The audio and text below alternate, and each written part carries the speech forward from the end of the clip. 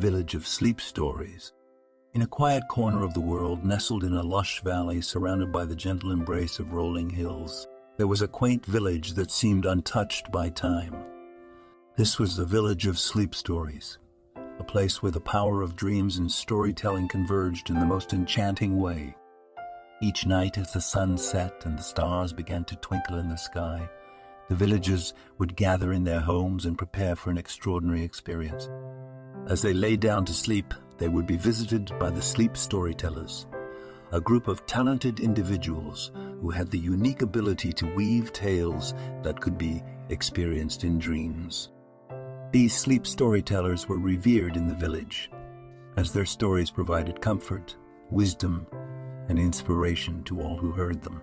The tales they wove were rich and varied, reflecting the dreams and desires of the villagers. Some stories carried the listener away on grand adventures, while others offered valuable life lessons or simply provided a moment of tranquility in an otherwise chaotic world. One such sleep storyteller was a young woman named Leela. She possessed an innate gift for crafting stories that resonated deeply with those who heard them.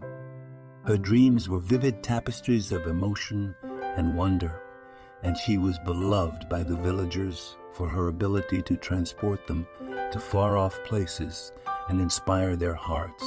Leela was not content with simply weaving stories for her fellow villagers. She yearned to learn more about the world beyond the valley and the dreams that lived within the hearts of people far and wide. With the blessing of the village elders, Leela set off on a journey to discover the tales of other lands and share the magic of sleep stories with those she met along the way. As she traveled, Leela encountered people from all walks of life, each with their own dreams and desires.